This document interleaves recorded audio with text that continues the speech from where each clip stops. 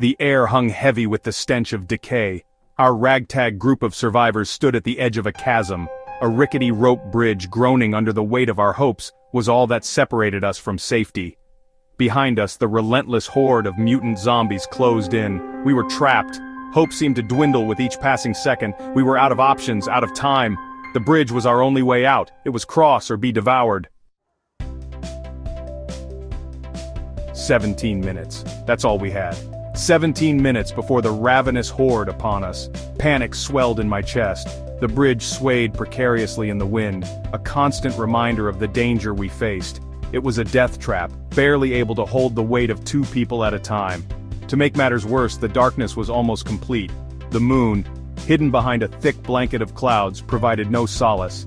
A single lantern, clutched in the assistant's trembling hand, offered our only light. Crossing without it was suicide. Every second counted.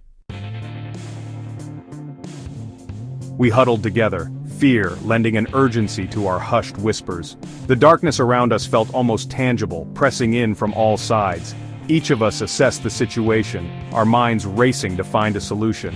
The forest was eerily silent, save for the occasional rustle of leaves, our minds racing to find a solution. We knew time was against us and every second counted.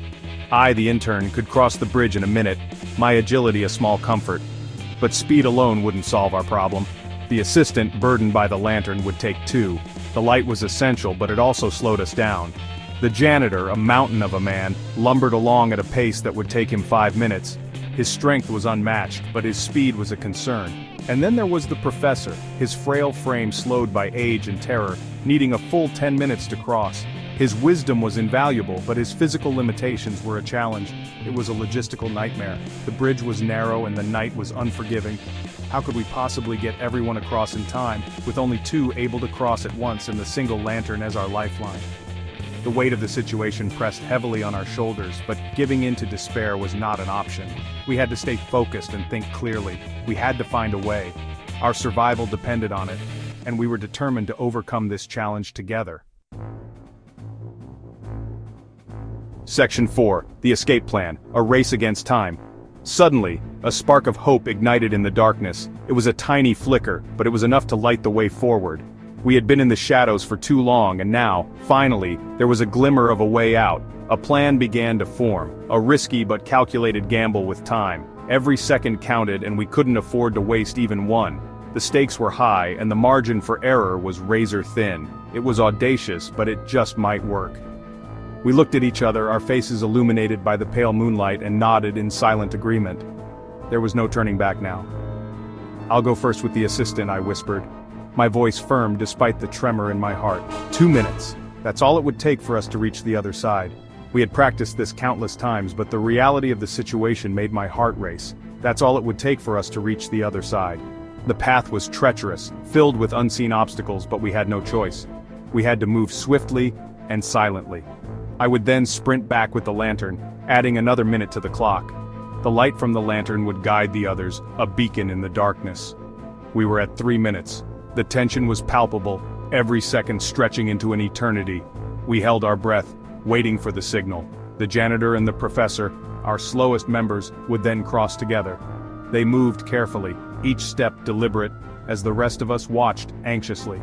13 minutes would tick by before the lantern returned with the assistant. The wait was agonizing, but we knew we had to stick to the plan. 2 more minutes for me and the assistant to dash across. 17 minutes, just in time. As the first light of dawn broke, we knew we had made it. The race against time was over, and we had won. Section 5. Lessons learned, strategy for survival. We moved with the precision of a well-oiled machine, each step calculated and deliberate. Adrenaline fueled our every step, pushing us beyond our limits. The bridge creaked and groaned under our weight, but it held. Each creak was a reminder of the fragility of our situation. As the last of us scrambled to safety, we could feel the tension in the air. The guttural roars of the approaching horde echoed through the night, a chilling reminder of the danger we faced. We had escaped the clutches of the undead, but the fear lingered. Our survival was a testament to the power of logic and teamwork in the face of insurmountable odds. We celebrated our victory, knowing it was hard-earned, We had faced our fears and emerged victorious, standing together as a united front. But the experience left an indelible mark. It was a lesson in resilience and determination. It taught us that even in the darkest of times, there is always a glimmer of hope. Hope can be found in the most unexpected places, often when we need it the most.